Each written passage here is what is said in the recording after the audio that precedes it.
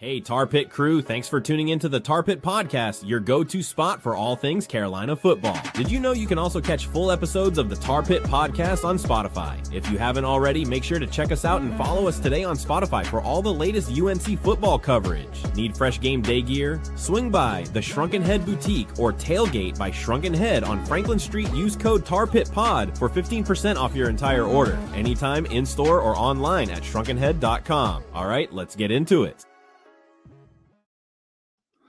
What's going on, Tar Pit crew? Welcome back to another episode of the Tar Pit Playbook, and we're live talking Carolina versus Duke this weekend inside Kenan Stadium. 3:30 kickoff. If you can't be there, you can catch it on the ACC network.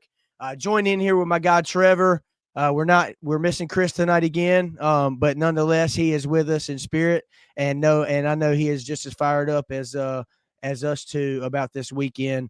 As we take on the crosstown rivals 8 miles away. We all know the story about them guys down there in Durham. So nonetheless, another chapter in the battle for the victory bell this weekend. But we appreciate you guys jumping in with us. Like I said, it's the Playbook by the Tar Pit Podcast, your go-to spot for all things Carolina football. We appreciate you jumping in with us tonight, whether you're catching us from Facebook, YouTube, Twitter, however you're seeing us right now. We appreciate you joining in. It means a lot to us, and we're looking forward to jumping in and chopping it up about Duke. Trev, how you feeling tonight, bro? Big game this weekend, big opportunity.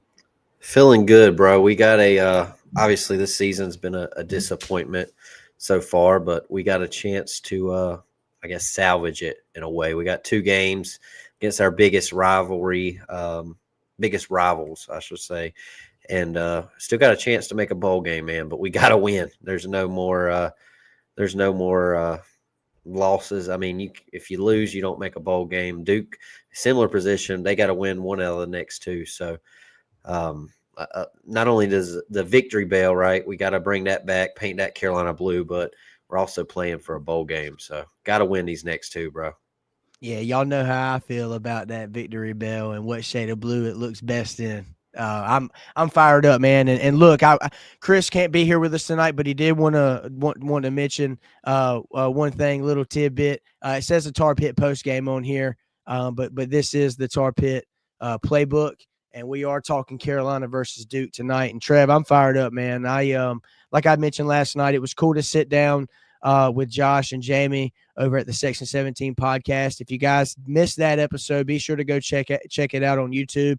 And while you're there, please, if you're not subscribed, please give us a subscribe. It would really mean a lot to us. But lots of Duke intel and inside knowledge from those 2 guys. They've been doing it, I want to say, probably close to 10 years now, if I'm not mistaken. I was going to say, this is your 3rd night in a row talking about Duke, so you should I'm just going to sit here and listen to you tonight. You should know everything there is about Duke and what we got to do to win this game. It's a familiar topic for me this week for sure. I jumped on with them night before last. They jumped on with us last night.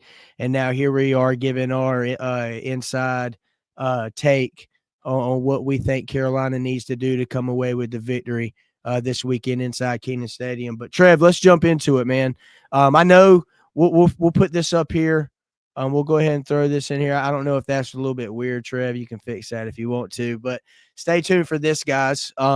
We do have the ticket giveaway tonight. The announcement is tonight, but we're going to let folks pile in here. We're just under 100 viewers live right now, but we're going to let folks pile in here. Please stay tuned. We got all of our responses and stuff came from Twitter naturally. So it'll be pretty easy to DM people and get a hold of who won this, but we're going to announce it later on in the show towards the end. So be sure to stay tuned and stick with us. A little bit shorter episode tonight, but we're going to get into the nuts and bolts of it right now. But Trev, let's jump into it, bro. Hey, I know we normally start on offense. I don't know if that's how you wanted to do it tonight or not, but we just got some big news at 8:00, man. And I'm excited about it. I don't know I know I sent it to you guys, but Thad's back, bro. Yes, sir. I mean, it doesn't do nothing for us on offense. I saw somebody already say, is he going to be playing offense? No, I don't think he's going to be playing offense, but I mean, it's just you've said it a few times, man. Thad was a guy that it sucks we only had him for 1 year, right? Yep.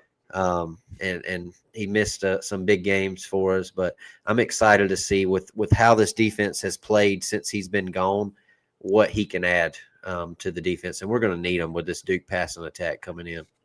Yeah, I'm anxious to see. Now, obviously, he wasn't listed on the injury report on the injury initial report here for this weekend against Duke. So it'll be anxious. I'm anxious to see how much time he does get.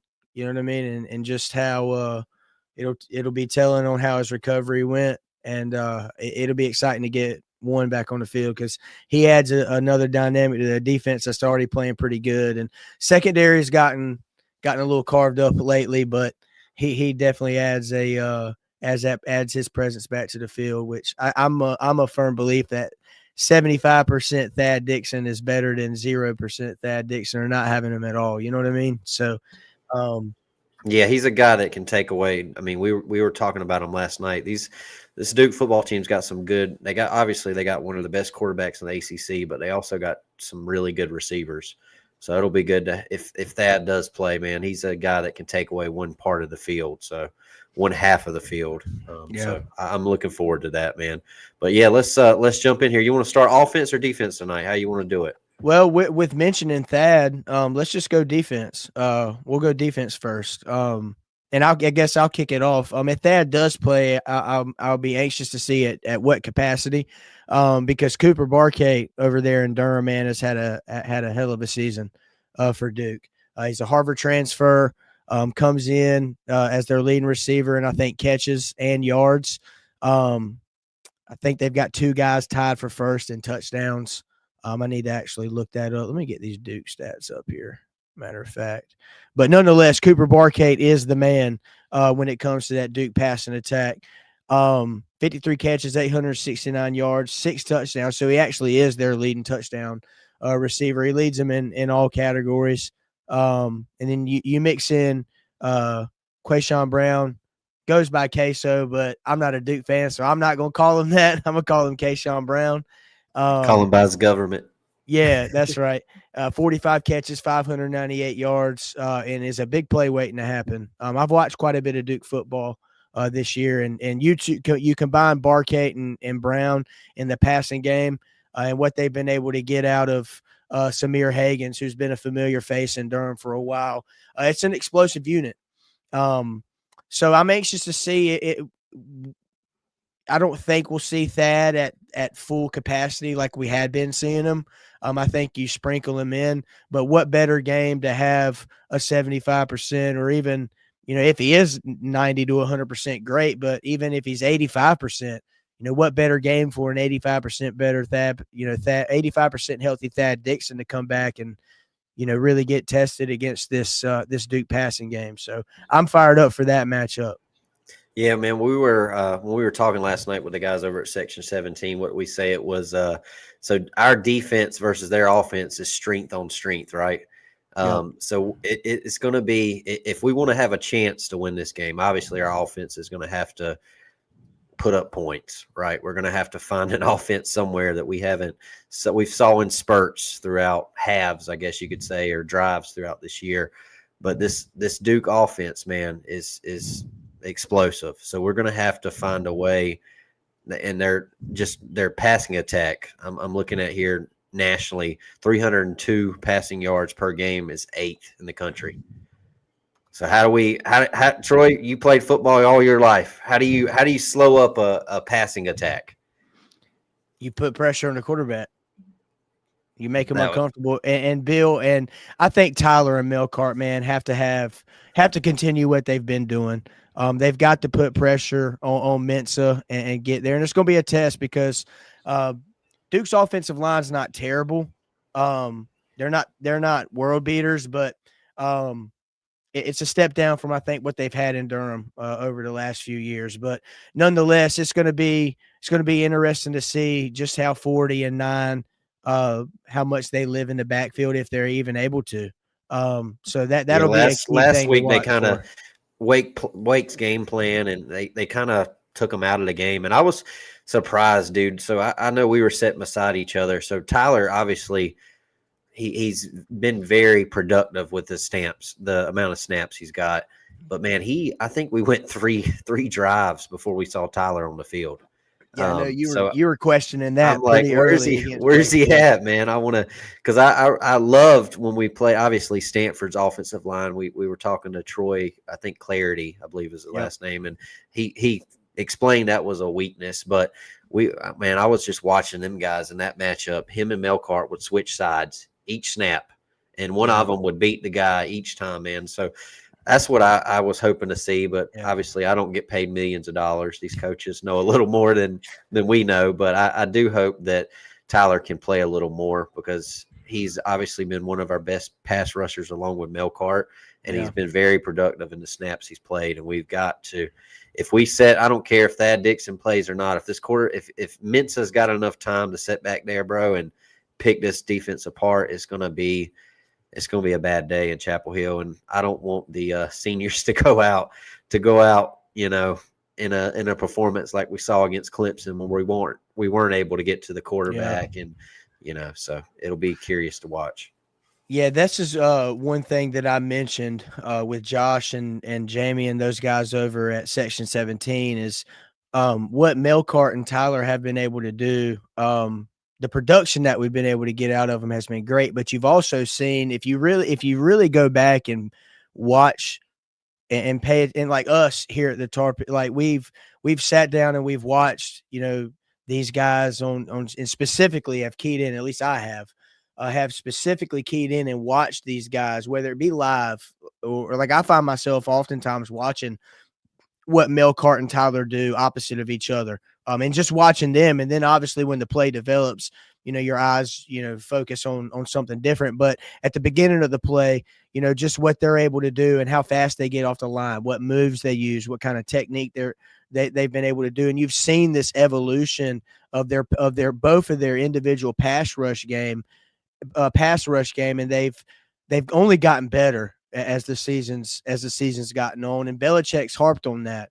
And it's been the staple of this Carolina defense so far. And one of the reasons why this defense, and the main reason why this defense, in our opinion, has played so well. Now, obviously, there's been guys, at the linebacker position on the defensive line, more specific. And even in the secondary, everybody's gotten better over the course of this season, which is why you see, Carolina, in some of these, national, these higher, national rank categories. It's you combine the individual performances and the individuals and the players getting better individually. And like Belichick said, I love the quote, man, a rising tide lifts all ships. And that is the reason why Carolina is playing as well as they are on defense. Now, there are certain things that I think going into this game, Carolina has to tighten up. They have to be on their P's and Q's in the secondary in this game. Duke and Darian Mensah, that offense is a big play waiting to happen. And Belichick said it. Later on in his interview, I think it was yesterday, he said, if you make a mistake in the secondary against Duke, you better expect to pay for it. And that's going to be the key thing to me, is if Carolina has the will in them on defense to limit the Duke, the explosive plays for Duke. Now, Duke struggled against Virginia. Some of the things that they had been successful with on offense, they didn't necessarily do very well against Virginia, which is why they put up only 17 points against them. And for Duke, Trevor, jump in here with me. For Duke to put up 17 points is crazy for the skill that they've got on their offense. Yeah, especially when you got I can't say nothing, but you got a quarterback that's getting paid as much as he's getting paid. We've saw it, but you expect more than 17 points. But what I'm going to be curious to see, man, is we saw the defense get better week by week, even when they were playing good and being efficient in the red zone, not allowing touchdowns, getting pressure on the quarterback. We weren't really seeing turnovers. I think here over the past few weeks, we saw the turnovers pick up. Obviously, last week we should have had another turnover. They picked it up and ran it for a touchdown with that fumble. But with Duke, man, they come in averaging, throwing the ball 35 to 40 times a game. Yep. Mensa's only threw 4 picks all year. He's very, very good at but for us to have a chance at this game, I think we're going to have to force some turnovers, and the offense is going to have to freaking turn them into touchdowns and not field goals for us to have a chance, to be real with you. Yeah. So if we can pressure the quarterback, the good thing with Belichick throughout his whole career, what he's known for is with his defense is whatever the offense does best or whoever the best player is, typically he finds a way to take them out of the game. Yep. So if we can somehow find a way with disguising coverages, with getting to the quarterback with blitzes, just get Mensa to think, man. Just think that extra second, hurry a pass because we're blitzing. I think we're going to have to definitely force some turnovers, which is something that he hasn't done much at all year. So it'll be curious to watch. I will say though, Duke's. I mean, we talked to those guys last night. Obviously, they're only 5-5. They've got an explosive offense, which has carried them. But over the past, I mean, they're coming in losing 3 out of their previous 4. Yeah, right? They've lost 2 in a row. 2 in a row. And to be real with you, they should have.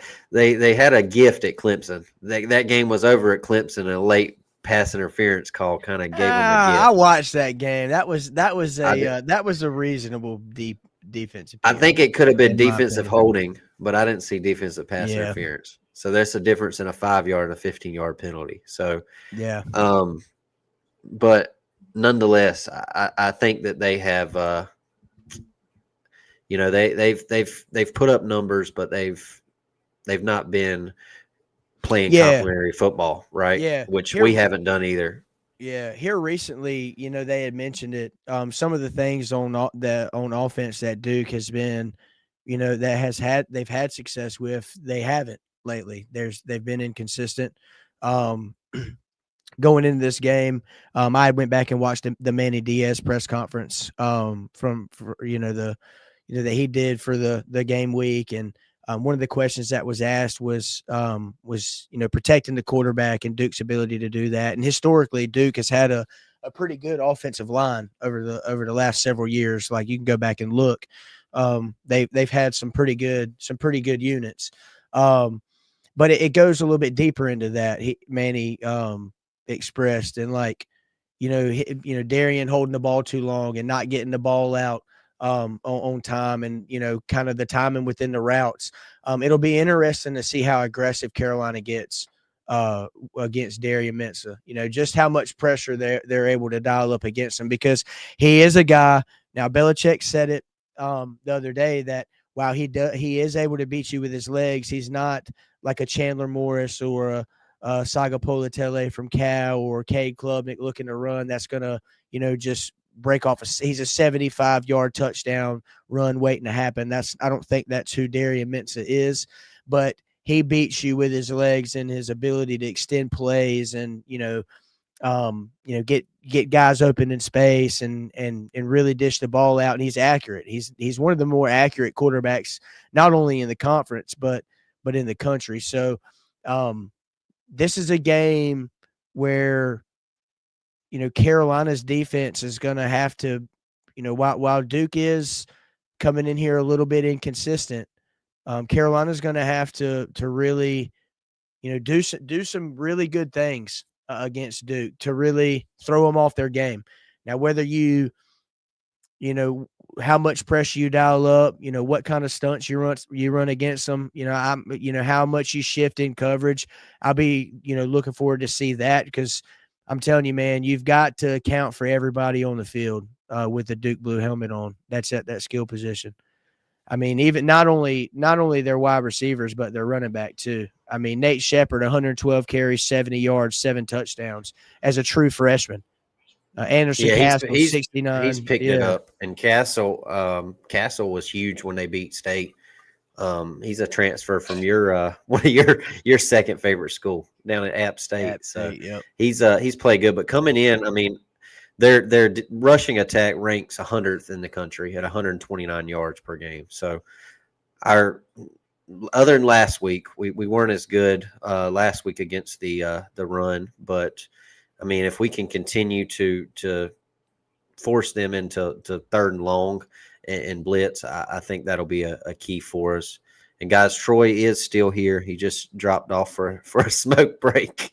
Not talking to myself, but it's going to be curious to see, man. One thing that I want to talk about before we stop and switch over to offense, dude, we don't talk about these guys enough, and I want to do it before it gets too late in the year. But Kamari and Andrew, I mean, they got to be the best linebacker duo in the ACC. Certainly one of the more. I don't watch linebackers in the ACC that much, but these dudes have been balling out. So I want to say, Lombardi's got a lot of criticism with guys he brought in this year, and this staff has got a lot of criticism, but they nailed it with these two guys, man. And Jamie Collins is a first-year coach. These linebackers, and even we see Tamir Hickman Collins, Florida State transfer. He's playing a lot more here at the end of the year. We saw Mekhi Bayer. He's making plays. Like, these linebackers have been really good. So I wanted to give them some praise before we turn it over, but that's about all I got. I mean, there's not much secret sauce to add. It's going to be, can we force Mensa to make some throws? Yeah. Create some turnovers, put pressure on them, limit the passing attack. And then when we do get turnovers, what do we do with it? Right. Yeah. So I'm good on defense if you want to switch over to offense. Well, to piggyback off of you sparked my interest about Kamari House and Andrew Simpson. Kamari House is 13th in the country. No, actually 13th in the conference, excuse me, at 68 tackles, and Andrew Simpson is 36 in the conference at 50 tackles. I'll look and see if I can dig up what they are nationally, but just in perspective of how dominant they've been all season, definitely, I say I'm like you. I don't go around watching, linebackers play much in the conference or just in college football, but I can't think of a better duo that comes to mind. I'm sure there's some out there that you probably like to have, but nonetheless, we're happy with what we got in Chapel Hill. So I'm good on defense too. I guess to put it in a nutshell, Carolina's, they've got to consistently do what's worked this last back half of the season defensively. Continue to put the offense in positions to make plays and just hope and pray that they get there. You know what I mean? I think that's going to be, that's where we've been at. That's the product we've seen the last 5 games, is the defense has done enough to put you in positions to win, and the offense hasn't gotten there. Now we're going to dip into our offense here just in a little bit, but in my final thoughts on the defense, man, is just continue to do what you've been doing. Are there some things that you've got to tighten up? Yes. I felt like our tackling has slipped up a little bit the last 2 weeks. I know we were kind of key on Marcus Allen last week, and that big flea flicker play that he kind of took the wrong angle. Could have took a better angle, and then some of his effort there as well. But you got to tighten up these last 2 games. You've got something bigger than the program to play for. Obviously, every game's like that for these guys. At least I would hope so. But these two mean something. There's a little bit extra juice with these two. So I'm expecting this defense to come out with their hair on fire and looking to accept the challenge against a pretty potent Duke offense. Now we'll see if Duke can get back to what they've been doing. I think if they come into this game with some of the struggles that they've had recently, I think Carolina's defense can capitalize on that. And if our offense can do enough, then we've got a chance to get the bell back. But, it starts with being able to, our offense being able to, get in those positions, and defense has got to continue to do what they've been doing the last 5 weeks in order for us to have a shot in this one.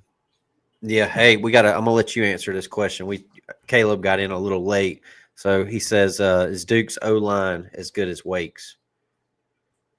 I would honestly say they're probably better than Wake's, in my opinion. Yeah, they've done a lot better job. Like, you got 2 different quarterbacks in Wake and then you do at Duke, with Ashford and Mensa. And Belichick Duke's talked better to at pass blocking, their O-line, and Wake's probably Yeah. better at run blocking, I guess you could say. They've done a lot better job at protecting Darian Mensah, which has been the reason why he's been so successful. And Belichick talked about it. Like, I bring up the Ashford and the Mensah comparison, but they're two totally different quarterbacks. Belichick said that, Mensah's, he looks like a guy that can play in the NFL, but, their offensive line, I think Duke's is slightly better. I would probably agree with you on that, Trev. So, Yep, and then one more here. So, Caleb, good point, man. So, losing Simpson to the draft won't be as big as a hole as I thought originally. That's one thing too with this, especially this defense, man. A lot of guys getting developed, right? Even we talked about earlier, Jaden Patterson when Thad was out, he's looked good, man. He hasn't got picked on. You don't see him making a lot of mistakes. So, and I'm sure there will probably. It'll be interesting to see. There's a couple guys on this defense that we'll see. 100%. Duke's offense is miles better than Wake Forest. Absolutely. It'll be interesting to see. Like Melcart's eligible for the draft, I believe. It'll be interesting to see what his draft stock is and what Carolina does there. But then you got guys like Kamori House, who's a young guy. I mean, he's a sophomore this year. Can look to come back. Obviously, with his production. It wouldn't shock me if there were suitors that came after him and maybe him flirt with some different opportunities out there. I'm not saying that that's what's going to happen, but it wouldn't shock me in this day and age in college football. So I think Carolina, in this age, his agent is definitely looking to try to get him a bigger deal. It's the name of the game right now, right? Yeah, that's no secret, right? Like, hats off to his agent for doing his job. You know what I mean?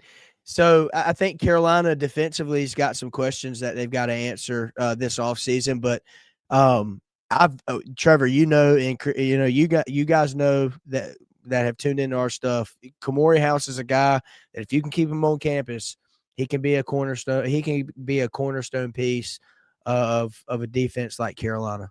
You know what I mean? So let's switch over to offense, bro. My life yes, is sir. completely Hey, he wanted to make sure you saw his comment. Yeah.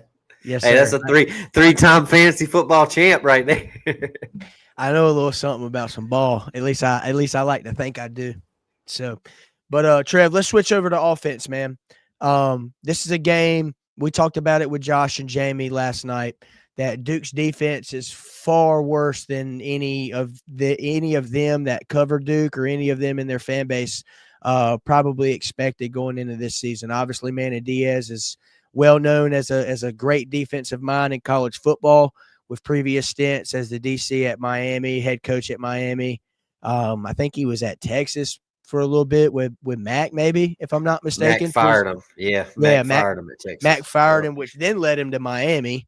And then the Miami cycle kind of played out. And then he ended up at Penn State. Duke hires Elko.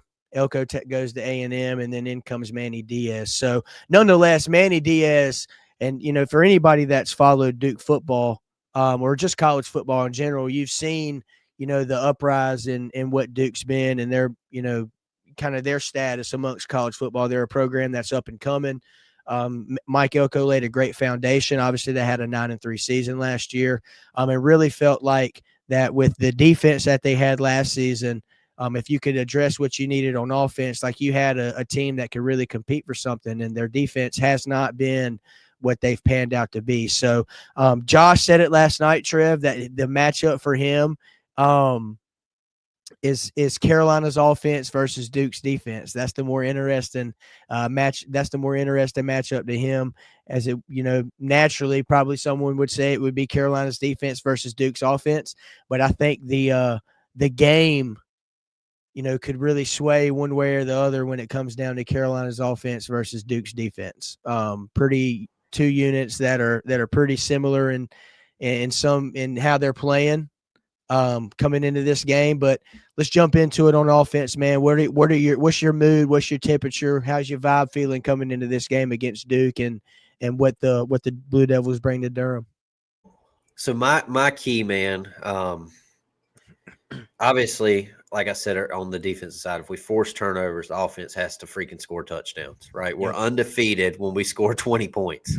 If we get to 20, we haven't lost, right? We've only won 4 games, but if we get to 20 points, we haven't lost. If Look, to win this game, we're going to have to score more than 20. We're probably going to have to score 30, right? Yeah. Look, there's been this discussion on Twitter, and I know you and I have had it. Like, there's been this question is like, okay, Carolina offensively, with all the struggles and the inconsistencies that we've had, what do you think they have to get to in order to win a football game? Well, I think you just answered that question. We're undefeated when scoring over 20 or 20 or more. Carolina's got to get the 20 to at least have a chance at winning statistically. Yeah. And Caleb brought up a good point. He went down a rabbit hole looking at Elliott and Surratt when they were quarterback, or Chad was quarterback, and our offense is putting up worse numbers, which is crazy. So to put it in perspective, we're 131st in the country in yards per game, 112th in passing, 122nd in rushing, 123rd in points at 18 points per game. And then the huge one for me, man, is red zone offense, because how many times have we saw our defense these past few games set us up perfect in the red zone, and we can't freaking turn it into touchdowns, which is frustrating, right? Yeah. My key for this one, though, it not only, like I said, turn the turnovers. If we force them, you got to turn them into 7. But our best – thank you, Devin. Appreciate you as always. But our best – offense is going to be if we can get back to running the football when they know we're going to run it, and we can control the time of possession, because that's going to be a key too. If you can limit Duke's chances, right, control the time of possession, long drives, run the football, just stay on slow grind it out, right? Yeah, keep Duke's offense off the field. You know what I mean? That's your best offense, right? But see, that's the thing going into this, and where my frustration draws with this Carolina offense is just their inconsistency to sustain drives. Like, we've seen them in the second half make adjustments against Syracuse and Stanford, and they were far better in the second half of both of those games. But against Wake, man, it was the same old song and dance. You know what I mean? And I know there were some okay, cool. Thank you. I appreciate that. I know there were some plays that happened in that game against Wake, like the Carlos Hernandez scoop and score on the fumble. That was a busted play. So there were some things that happened in that game. Not so much offensively, but it's just we didn't. There's no rhyme or reason to really what we do. And I know it goes week by week, but and Belichick and Gio really talked about it this week in their press conference. I think the frustration that I keep going back to on offense, and I keep going back to with Gio, because he takes a brunt of the heat and his decision making, and just, and they shed some light into, I think AJ asked Belichick, what are some of the areas that Gio has gotten better at since week 1? And Belichick said it was his decision-making, which I found very, very interesting. And knowing when to not throw the ball. I found myself when he said that, I found myself going back in my head, like, okay, how many times this season have I been frustrated with Gio, or I've heard people in Kenan, frustrated, throw the ball. Why are you holding the ball? Like, what are we doing? And it's like, and they summed it up, and in their words, it was like, if we don't give the ball to the defense, like say he tucks it or whatever, or throws it away. Yes, it's frustrating because he's not completing a pass, but we still get the ball back at the end of the down. So their whole offensive philosophy, and it kind of makes sense to me now.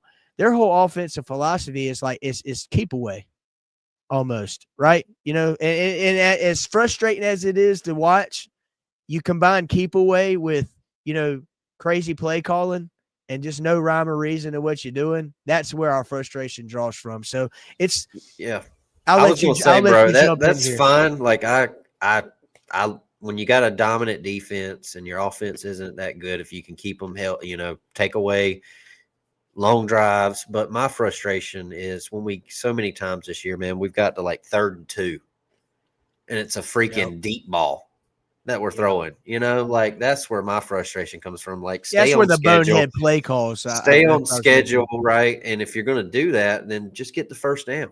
Get 2 yards. Call a play that you know is going to get you 2 yards to keep the drive going. So that's at times. And Gio, I guess if I'm going to say where he hasn't threw a pick the past, 3 games? Maybe that's what it is, right? Statistically, he's been efficient, dude. I mean, what was he, 18 for 25 against Wake?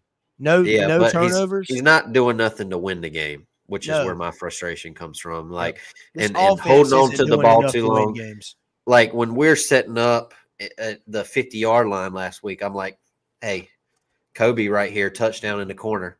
I've never played – to be real with you, I come on here and talk, but when it comes to like playing at Gio's level, I have never played a down at football. But I can tell you, like I know the game, right? And when I can look and see from where I'm at, Kobe's about to be open right here. Quarterback should be able to at the D1 level. He's got to be able to read those coverages and make that decision. And he was, right? But we threw it too late and it was a bad throw. So that's, frustrating to watch when you don't turn the ball over, but you gotta, when you're not explosive, when it's there, you gotta hit it, which is frustration because you gotta be near perfect. Puts a lot of pressure on him, to be honest with you. You gotta be near freaking perfect when you do have opportunities because you're not as explosive and you're not putting up as many points. But to look at the numbers, I mean, I guess he's in the positive, 8 touchdowns, 5 picks. But I when we signed him, man, I did not expect us to be going into this game last 2 weeks of the season and Gio to only have 8 passing touchdowns. I know he's been hurt, missed a couple of games, but that's very surprising. We talk about, in this segment, we really focus on what we want to see the offense do and what we think they need to do in order to get a win Saturday. But we go off on these side rants, and one of my side thoughts today was, what if, we've advocated, we've talked about Freddie Kitchens and the frustrations that he's brought amongst the fan base. I got to thinking, I've long advocated for Carolina to take a long look in the mirror offensively this offseason, get through these last 2 games, go back to the drawing board, figure out, where you want to be, what kind of identity you want to have, and then go attack the portal or however you want to do it. What if we don't necessarily say we don't necessarily see a switch up at OC? They stick it out with Freddie and they just go and go hard and throw some money on a well-known quarterback that's going to hit the portal. You know how these things work. You know what I mean? I'll be real with you. It could happen, but if it does, Troy, we're going to have a whole off season of me complaining. I'm over it, man. I'm over it. You over with Freddie? You've seen enough. Yeah, even with better quarterback play, you're done with him. You can set your quarterback up for success, and I don't feel like we did that. And it may not all be on Freddie. We're not in there. We're not in the building, but I want to say that he's probably the one calling these plays.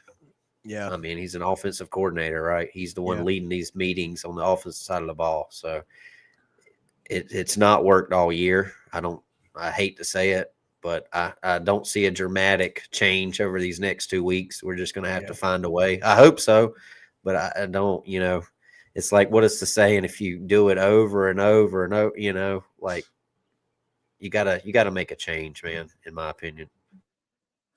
One thing, I'm a sucker for a QB draw on 3rd and goal from the 12. Yeah, that was Trevor. You had mentioned that, draw us up something that works on 3rd and 2 to get us a first down to keep the drive going. How many times did we see Gio try to take off on a 3rd and 2 and just get stuffed? I think it was last week against Wake. And it does also. The offensive line has been a disappointment. Right. They have been a disappointment this year. They've played good at times. We've had some successful games when we've been able to run the football against smaller opponents, but with all the guys we brought in and the experience they had and the stats when we did our offensive line preview, I expected these guys to be a lot better. So that's been frustrating. So when you can't, Gio, if they call it and it doesn't work, but I think 3rd and goal from the 12 is that play where, what do we talk about? Calling a play where you're at on the hashes, right? They were on the right. no room over here, and we call a None. quarterback draw to that side. Yep. That's the frustrating part, Yeah. bro. Yeah. So I will say this, going into this game, we talked about it last night with Josh and Jamie with the Section 17 podcast. That episode's up on YouTube, guys, if you want to go back and watch it. Some great Duke intel and inside knowledge on what Duke brings to the table Saturday. One of the things that we had talked about with them is the youth in the Duke secondary. This is a team, a defense that plays outside of who's the guy, the standout corner that they got. Help me out, Trev. I'm drawing if a you hadn't blank asked here. me, if you hadn't Chandler Rivers, right? Yep, Chandler Rivers. Chandler Rivers, And Chandler Rivers is a dog. He's an NFL prospect. But outside of Chandler Rivers in the secondary, they're very inexperienced. So I'm looking forward to seeing, I've talked about this expansion in the passing game, and we're seeing guys, we're seeing new faces, emerge every week. We're seeing running backs get more involved in the passing game, which I think has a lot to do with the game plan and what the coaching staff, goes in, how they're kind of game planning and utilizing different guys throughout the course of the game. But one of the things that I'm interested in, the ball knower, one of the things I'm interested in is just how much we utilize this, our passing attack this week against outside of Chandler Rivers secondary seems to be pretty inconsistent and full of youth. So I'm hoping, Kobe Gio can get in some kind of rhythm with Kobe, set up ship on some pretty deep passes. I'd love to see our screen game get involved. Get ramped back up. I felt like we haven't seen a screen pass to Damon June since Syracuse. So no, we did last week. He had a good one last week. Did he have a good one last week? He had a good one last week. Yeah, you might have been getting food at that point, but he had a solid one last week. No. You were beating that rush. You were beating that rush before halftime. That's right. I did tell you that. But with Damon, man, he only had freaking 32 rushing yards last week. We didn't run the ball well. How many catches did Davion Goss have last week? Let me pull it up real quick. But yeah, that's a good point. But these numbers, when I'm looking at Duke's numbers on defense, right there near the bottom, I'm gonna pull it up here and I'll pull up those stats too. But 119th in the country in yards per game, 130th in passing yards allowed, 101st in points per game. But these numbers are very similar to what we saw with Syracuse, right? Yeah. And then, obviously we won the game, but our offense, in my opinion, should have did a lot more against Syracuse, but we didn't, right? Yeah. And the second half, Gio played good, right? Yeah, you can't, if we have a chance to pull away, like I said, you gotta capitalize. We're gonna have to. I really think the offense is gonna have to score probably 25 plus. I'll say. For us to have a chance to win. So what you wanted to see Davion's passing stats last week, right? One thing I'll mention this, Trev, and you don't have to bring that up if you don't want to. That was just kind of going into my expansion of this passing game. We're starting to see, different guys get involved. But one thing I'll be interested to see is going back and watching that Manny Diaz press conference from earlier this week. He had harped on, giving their offense more at-bats. And really, their defense, getting off the field on third down, which is something that Duke has struggled with this season pretty heavily. So I'm looking for our offense.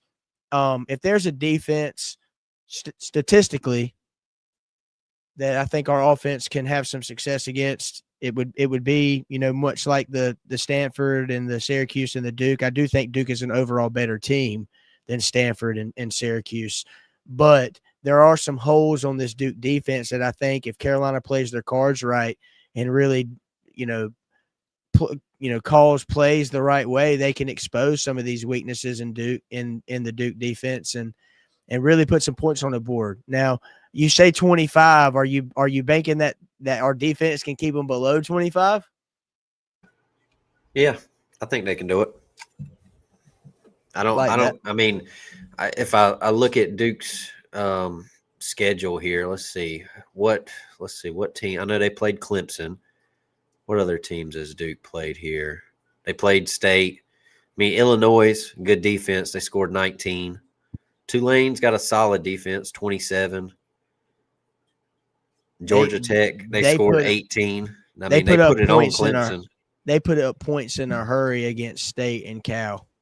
Yeah. Like their offense. And Cal's got a solid defense. I will say Cal's got a solid defense, right? Not bad. But I think our defense can hold them. If we can, like I said, control the time of possession. If our defense is out on the field the whole first half because we keep going 3 and out, we can't sustain drives. I don't know, right? Yeah. But I think our game plan should be run the ball, score touchdowns. Obviously, you got to have some shot plays. We're going to have to take some shots, right? It's pretty simple. But if we can keep that offense off the field, that'll be a key for me. This game, though, going into it, man, depending on what site you bet on, we're a touchdown underdog. And a touchdown and extra point, I know you hate when I do that. We're 7-point underdogs right now.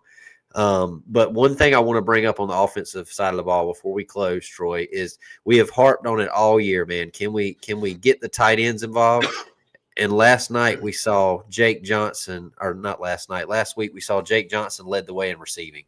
So he was a bright spot last week, man. He had 5 catches, 59 yards. So that was a bright spot. Can we continue to get him involved and get the other guys involved, right? Because we're gonna need to score points not only this week but next week, man. We gotta win these games, Troy. We gotta find a way to win these games. We do, man, and I think if Carolina, and I'm sorry, the random wheel messed up on me. So Trev, I'm gonna have to lean on you a little bit as we transition into our close because I've got to upload all of these names back into. No, you're good. And for those of y'all watching, we got 380 in here now with us. We are, I'm going to go over here to it. We are doing our giveaway. So we got 2 football tickets and a $50 gift card to Shrunken Head we are doing a giveaway for. So everybody that entered, just so you guys know, we're not cheating and just picking a name. Troy is entering everybody into a random wheel, and we're going to do a wheel spin here before this thing ends and see who wins. We had 7 total people that actually did everything to get in. Actually did. We had more than that. So I don't think we had that many more than that. But there were a couple people that didn't follow the rules, and I had to be fair. There you go. I got the people that actually did what we were asking for. Yeah, Caleb, good point, man. So Jake's catch radius is pretty big. We just don't. Yeah, he made some big catches last week, man. There were some that catch last week against Wake Forest, where I told you Gio put that ball where only he could get it. I mean, he did, and Jake went up and made the play. Yeah, he and we saw. I mean, when we did our Sunday post game with Brand, there was some opportunities where Jake could have had better numbers, and Gio didn't hit him right. He missed him, held on to the ball too long. So. Well, Trev, let's drop this off. We'll come back to this. Okay. Is there any last-minute thoughts overall for Carolina that you have that would lead into Carolina being able to bring the victory bell back to Chapel Hill? I'm gonna bring before we close out. I brought this video up. I thought this would be a good time to let me pull this up here. Words were beat Duke.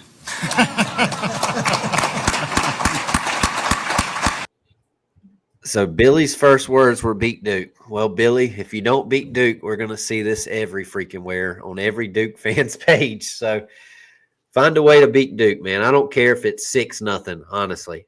Like in previous games, I've wanted to see us put up better numbers and get the stats better. But just these last 2, bro, find a way to freaking win. Whatever it takes, right? Just find a way to win.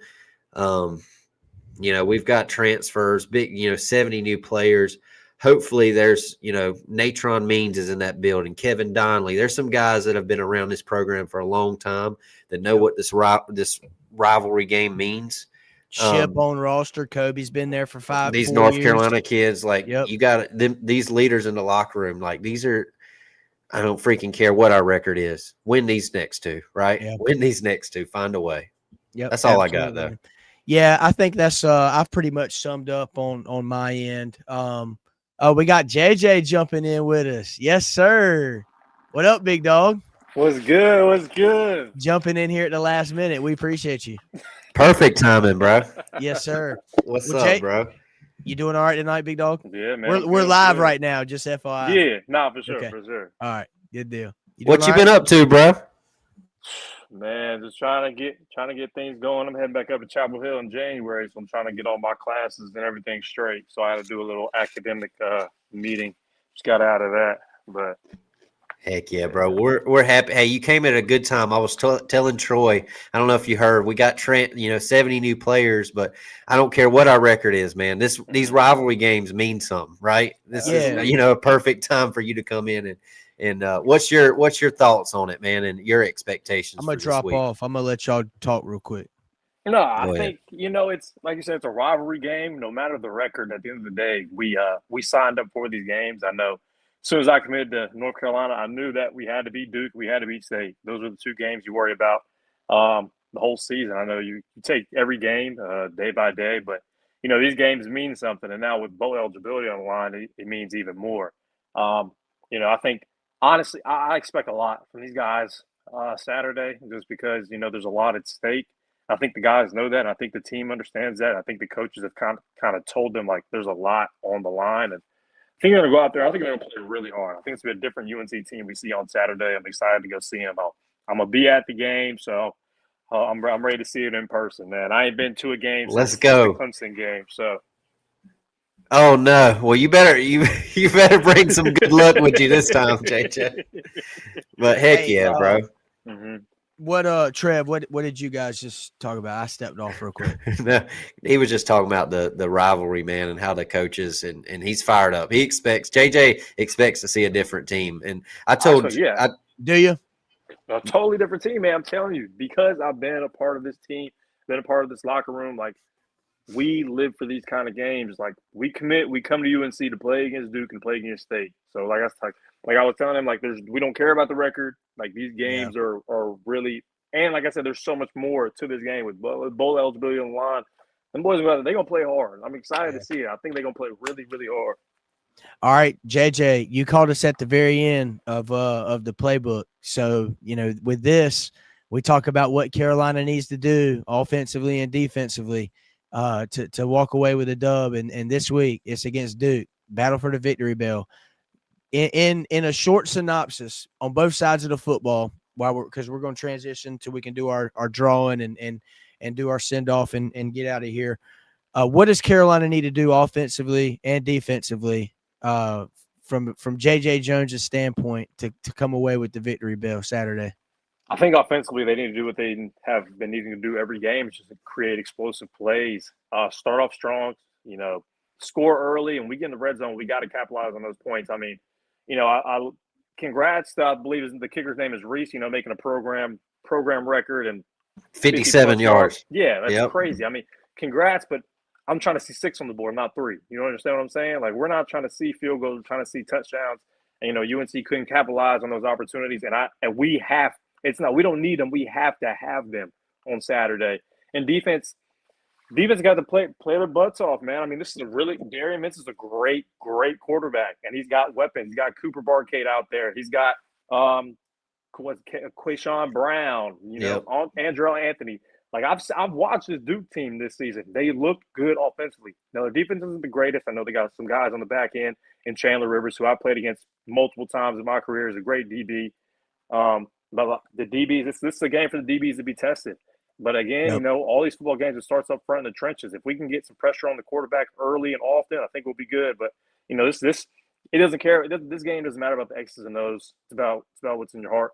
And if you want to play, how bad you want it, how bad do you want to win these next 2 games? And it starts off with Duke.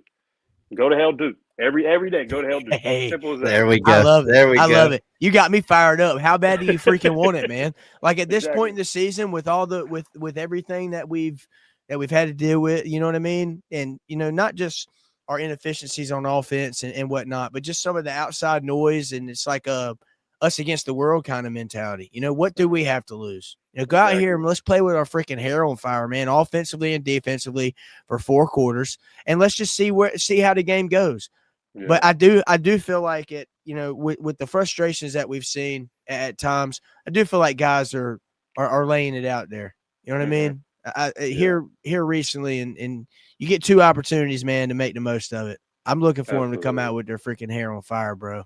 Yeah, like you said, it hasn't been the greatest season, but I think in this back half, it's not guys not playing hard. I think those guys, every time I watch them, they're playing hard. It's not lack of heart. It's not lack of effort. It's just, lack of execution. But, in these games, it really doesn't come down to X's and O's. Like I said, it comes down to who wants it more. And I really think that UNC is going to win more this weekend. And, there's, like I said, there's so much on the line, and you have to win these games. Yep. So, man, it's going to be really fun to see. Not the X's and O's, but the Jimmys and Joes. So I'm gonna sound cheesy. I'm gonna sound cheesy here, but hey, we did this. Now that we got JJ, we got to do it again because we did it against Stanford, and JJ said Gio Lopez player of the game. Well, CW named Gio Lopez the player of the game, so JJ nailed that one. So let's each go down the line. Troy, I'm gonna start with you. Give me a player on offense and defense that you expect a good day from if we want to have a chance to win the game. I think Kobe Paysour is going to have a hell of a senior night. That's number one. I think Ake's about to go nuts. Like I could easily see 8 catches, 101 yards, and in Carolina offensive fashion, 0 touchdowns. But the running back got in, right? We got the touchdown. Running back gets in on the 3-yard line. Yeah. So I'm going Kobe offensively. That's my guy, man. Trev, you know how big of a freaking Kobe Paysour fan I am, man. I will be in my seat when I see him. However they're going to do the senior day celebration or what they give him, I will be there to pay my respects to him and just how much he's contributed. JJ, I was there for you, big dog. I was there for you, and I tipped my hat. I saluted you. I appreciate you that. gave us some good moments, man, but Kobe has too, and I'm excited for him. Defensively, damn, it's tough. Is Thaddeus is he playing? Supposed to. Well, he's not on the injury report, and he posted today you would see him. He was playing. Yeah. Don't take my pick, JJ. Don't take my pick, man. Just playing. I'm gonna go Kamori House. I think he, we touched on, he's 13th in the ACC in tackles, total tackles. He's been playing, with his hair on fire the last several weeks, and I think he's let me see. You called it. He had 13 tackles last week, but the week before, I think Stanford week, you called the interception, house pick. So you nailed that. So. I'm going Kamori. I'm going Kobe and Kamori. 2 Ks. Let's get I like it. Go, JJ. You pick whoever you want. I was joking with you. Nah, I don't know, man. I have to go with 2 seniors. I'm gonna have to go with Kobe too. I think Kobe's gonna have a game of games. I think he's gonna go out there. He's gonna go crazy. Basically his second senior night. I've been joking around with him you can't have 2 senior nights. That's not fair. But yeah. I think he's gonna do his thing, man. I know we want the bell back. It was such a shitty feeling last season losing the bell because in the facility the seniors take a picture every time they win against Duke, and that was a tradition I always saw since I was a freshman. And of course, my senior year, we're the first team to lose to Duke in it was maybe 5 years. So it hurts me. It stings. That sucks. So the guys that I was with last year who have been a part of that program was part of that loss. I think. They have a big chip on their shoulder. I think Kobe goes out there and does his thing. And then, I think I'm going to go with Marcus Allen on defense. I know he's kind of been very questionable, very suspect in the back half of the season and, really hasn't lived up to the expectation that a lot of people had on him in the preseason. But I think, he was a part of that team last year. I'm going to have to go with 2 seniors that I play with just because, I got to show love to the guys. And I think, Marcus, he's always played well against Duke. And, in this back half, he always comes up with a pick in the back half of the season. I love that. He's going to have a pick tomorrow, all Saturday. I was going to say Marcus Allen is not the sexiest pick in the world, but when you said that how he plays against Duke, he has played like a freaking He stepped up against Duke in recent years. And I am a guy that has been a big frustration with Marcus Allen at times. Yeah, like absolutely. I'm not shying away from that. I know that's your boy. No, but he understands that. I mean, we've had the conversation. It hurts whenever you don't play up to a lot of expectations. Absolutely. I mean, he was a preseason Shrine Bowl list kind of guy. Probably one of the very few guys we had who were going to be hopefully drafted. But I know he still was going to give it his all, man. Like I said, there's a lot on the line for these next 2 games, and I mean, these 2 games they're money games for a lot of these seniors. A lot of few opportunities left to continue to play ball, and I think they understand that and they know that, and they have to go out there and they got to play well. Trev, who you got? I'm gonna go with the. So it's a theme. We got 2 seniors, 2 H's. I'm gonna go with the 2 1s. I'm going with the easy one. I'm going with Ship and Thad. Right? Hey. Ship is pissed off. We saw his press conference last week. I mean, it's crazy, JJ. He's just a sophomore, bro. Yeah. But he's like, the way he has handled all this, all this noise from everywhere and him getting thrown out there right in front of the microphone, he's done a great job. So I'm going to go with, I think Ship continues to build off the year he's had. And this offense, to have as good as a year as he's had, I know he's not flying off the charts, but in the offense that we've seen, he's putting up numbers when he's got the opportunity. And that catch he made last week against Wake, bro, right before half, that was a freaking catch, bro. That was, man. He just makes plays, and there was times where he should have had more plays, and he didn't get the ball, right? So I'm going to say Ship and Thad. Hopefully Thad plays because we're going to need him against this passing attack. So I'm going to say Thad plays, and the last time we saw him on the field was an interception against Clemson that they overturned when he got hurt, but he's going to make some plays Saturday for us. Is my pick. Troy, you got that wheel ready? Oh, you're on mute. We're gonna give away some Duke football tickets, JJ. Yeah, I'm ready, bro. Bring that graphic back up here, or should we just leave it like this? Yeah, you go. All right, so folks, I have entered 1, 2, 3, 4, 5, 6 names. Make sure I'm gonna go back big screen so they can see it better. Actually, all right, yeah, that's cool. All right, so I've entered 6 names here. I've got this wheel of names. I'm on wheelofnames.com. I don't know if you can see that good. JJ, you're not on here. You didn't enter, JJ. You should have followed instructions. All right, so here's the deal. I'm going to random spin 3 times. And on the 4th time, because I'm big, 4 is my number. Like 4 is my number. I have to do things in 4 to satisfy. Hey, 4 was my number in high school too. So when I lock my door, I turn my knob 4 buddy. times, bro. I'm OCD. It locks it 4 times. You should see me in the parking deck. They're like, God dang, who's the guy that's beeping his truck 5 times when he walks away? That'd be me. So I'm gonna spin it 3 times random, and then on the 4th one's gonna be the person who wins the tickets. All right. So I'm nervous. I got it spinning right now. Don't tell them who got the first ones because that would suck. Yeah, that would hurt. Sorry, John, you're the first loser, man. We got 3 more spins. All right, there's 1. I got to let it shoot the confetti. The loser's confetti. All right, here's 2. That's called a disorder. Yes, it's called obsessive or compulsive disorder. Whatever. It's OCD, brother. That's what it is. Not ashamed of it. All right, we got 2 more. There's one right there. So we're going to spin. There's 3. Money down right here. 4th down. Nervous. I know, Money bro. down. Money down. Woo! This one by an inch. All right. Here's the 4th spin. The person that this lands on wins 2 tickets to Carolina Duke this weekend. And a $50 Shrunken Head gift card. So they can get them a T-shirt to wear. And a $50 Shrunken Head game. Yep. 3:30 kickoff. Kenan Stadium. Carolina Duke. Doesn't get no better than this, folks. Here we are. For the win. You're going to have to tell us what it says. Whoever's in the red, you got to. It looks like, I don't even know. Tell us. Matthew Holland. Matthew Holland. What's his @name? @Holland_MA28013. Matthew Holland. Hopefully you don't got tickets, buddy, because you just got 2 good ones. We'll DM Matthew, and also double, triple, quadruple verify that he is actually a Carolina fan. And we'll get a hold of you, brother, and we'll get you your tickets. So congratulations, Matthew Holland. You have just won 2 tickets to Carolina and Duke, brother, man.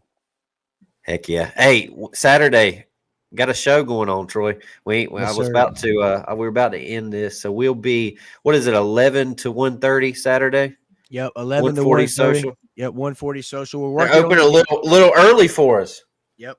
We're I will be there for this as well. You will? You coming to 140 with us? Yeah, Good. Yes, I'll be heck there. yeah. Good deal. We need you, bro, because we were looking for an extra guest. I hit up Marquise. If you're listening, bro, check your DMs. We got Bryn coming. We got JJ. We got some recruits coming, so it should be a good show, man. Yeah. 11 to 1:30, 140 social. We're working on finalizing the guest list. We will have a graphic out on that here soon. But yes, we will be live at 140 social from 11 to 1:30 Saturday for the last home game of the season, Carolina and Duke. 3:30 kickoff inside Kenan Stadium. Guys, don't forget, you can also hit up Shrunken Head and Tailgate for all of your Carolina gear and all of your Carolina swag. Use Tar Pit Pod. Use the code Tar Pit Pod for 15% off online or in store at Shrunken Head or Tailgate by Shrunken Head as well. Guys, I'm excited for this weekend. I'm looking forward to this next chapter in the battle for the victory bell, and I'm hoping that Carolina can celebrate victory, light that bell tower blue, and bring that victory bell home and paint it Carolina blue, which is the color it looks oh so damn good in. Beautiful. Yes, sir. Until next time, folks, go Heels. Go Heels. Go Heels. Go to hell, Duke. Hey Tar Pit crew, thanks for hanging with us today. Quick shout out, today's episode is powered by Untapped Sports Network. Big thanks to them for the support. If you like this episode, do us a favor, like it, drop a comment, and share it with a friend. That kind of support goes a long way in keeping the podcast rolling. Make sure you're subscribed and following the Tar Pit Podcast on whatever platform you're listening on right now. And don't forget to follow us on social. We're on X, formerly Twitter, TikTok, Instagram, and YouTube. Just search the Tar Pit Podcast and you'll find us. Until next time, go Heels.